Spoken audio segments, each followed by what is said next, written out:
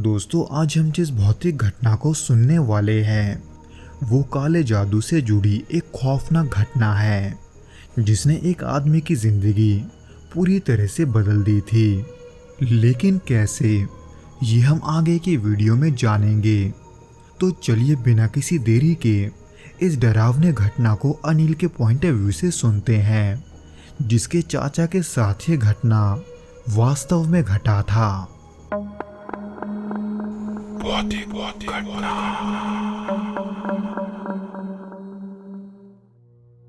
ये घटना मेरे जन्म से पहले की है, जिसके बारे में मेरे पिताजी अक्सर मुझे बताया करते थे। ये बात 80 के दशक की है, जब मेरे पिताजी की शादी भी नहीं हुई थी। उन दिनों मेरे दादाजी अपने एक ज़मीन को लेकर परेशान थे, क्योंकि वो ज़मीन एक विवाद का हिस्सा बना हुआ था। यानी कि मेरे दादाजी के ज़मीन के पास जिसका ज़मीन था, वो ये दावा कर रहे थे कि मेरे दादाजी के ज़मीन के कुछ हिस्से उनके हैं। इसलिए उस ज़मीन को लेकर कई बार विवाद होने के बाद ये मामला कोर्ट तक पहुंच गया, जहां पर फैसला आखिर में मेरे दादाजी के हित में ही आया था। यानी कि कोर्ट ने वो ज़मीन दादाजी के हक में दी थी। लेकिन जहां एक तरफ दादाजी इस मामले के ख़त्म होने से खुश थे, वहीं दूसरी तरफ उन्हें इस बात का भनक भी नहीं था कि उनके साथ क्या होने वाला है, क्योंकि ये सब होने के कुछ हफ्ते बाद ही मेरे पिताजी के भाई यानी कि चाचा के साथ अजीब घटनाएं शुरू हो गई थी। इन सब की शुरुआत हुई चाचा जी की तबीयत के बिगड़ने से। पहले तो सबको यही लगा था कि चाचा को सिर्फ बुखार है, लेकिन 1-2 हफ्ते बाद भी उनका बुखार नहीं जाता। हालांकि उन्होंने किसी वैद्य को भी दिखाया था, पर उनके दिए हुए औषधि से भी चाचा ठीक नहीं हो रहे थे, बल्कि दिन ब दिन वो धीरे धीरे कमज़ोर पड़ते जा रहे थे। और उसी बीच उन्होंने अचानक से खाना खाना भी बंद कर दिया, और न जाने किसी कारण की वजह से वो डर डर के रहने लगे थे। उन दिनों मेरे पिताजी मेरे चाचा के साथ ही सोते थे, पर उसके बावजूद भी चाचा जी को एक अजीब सा डर का एहसास होता था। उन्हें लगता था कि कोई उनका पीछा कर रहा है। हालांकि चाचा ने ये सब घर में किसी को नहीं बताया था, लेकिन धीरे धीरे एक दिन ऐसा आ गया जब उनके मुंह से ये सब सुनकर घर के सभी लोग हैरान हो गए थे, क्योंकि उन्होंने एक ऐसे काले साए का जिक्र किया था जिसे वो बहुत पहले से देखते आ रहे थे। हालांकि ये उन्होंने किसी को बताया नहीं था, लेकिन उसी काले साए के वजह से वो खाना तक नहीं खा पाते थे। वो काला साया हमेशा उनके कानों में कुछ न कुछ कहते रहता था, जिसके वजह से ना तो वो चैन से बैठ पाते थे और ना ही कुछ पलों के लिए चैन से सो पाते थे। उनकी आंख जब भी लगती थी, वो काला साया उन्हें डराकर जगा देता था।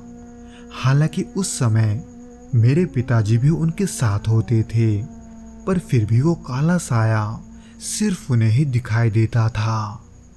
ये सब महीनों तक झेलने के बाद चाचा जी का शरीर देखने लायक नहीं था।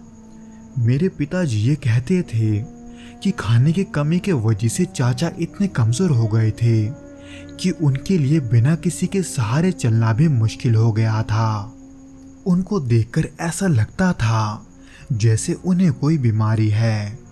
इसलिए मेरे दादाजी चाचा को लेकर एक तांत्रिक के पास गए थे, ये सोचकर कि शायद से उनके पीछे किसी बुरे आत्मा का साया है।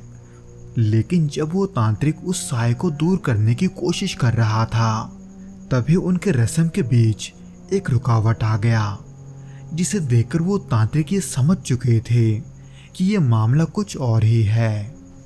चाचा जी पर कुछ विधियों को करने के बाद उस तांत्रिक से दादाजी को ये पता चला कि चाचा पर किसी ने काला जादू किया है, पर किसने, ये वो तांत्रिक नहीं बता पाया।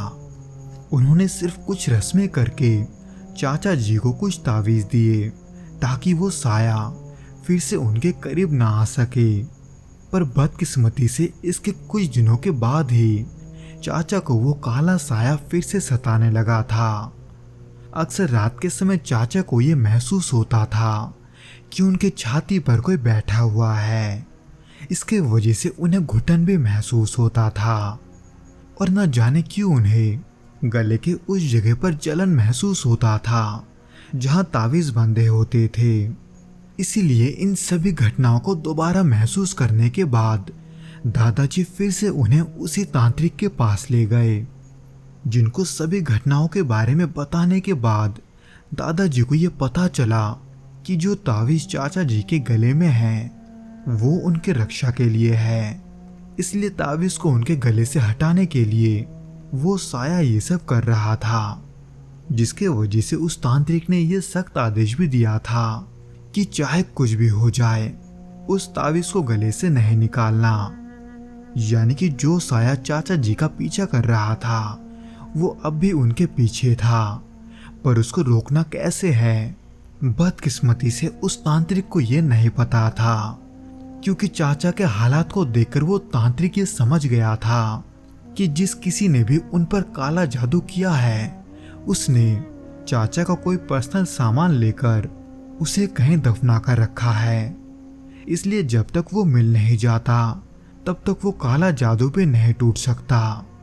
वैसे तो उस तांत्रिक ने उस चीज को ढूंढने की बेहद कोशिश की थी जिसके वजह से वो काला जादू मेरे चाचा से जुड़ा था, लेकिन वो नहीं मिला। हालांकि दादाजी के कहने पर उस तांत्रिक ने चाचा जी के रक्षा के लिए घर आकर कई सारे रस्में भी किए थे, पर उसके बावजूद भी वो काला जादू नहीं टूटा। लेकिन पहले के मुकाबले उस काले जादू का असर कम जरूर हो गया था, जिसके वजह से चाचा जी कभी कभार अच्छे भी दिखाई देते थे तो कभी कभार उनकी हालत पहले जैसी हो जाती थी। एक समय के बाद इन सब से उनका मानसिक तनाव इतना बढ़ चुका था कि उन्हें हर जगह कोई साया दिखाई देता था।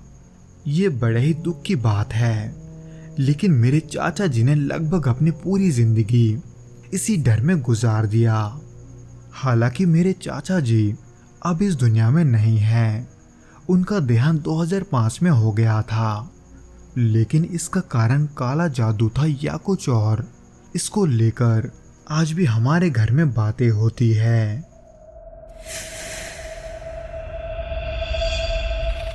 उम्मीद करता हूँ कि आपको ये पसंद आया होगा, और अगर आया हो तो प्लीज़ इस वीडियो को लाइक करके इसे अपने दोस्तों के साथ शेयर करना मत भूलना।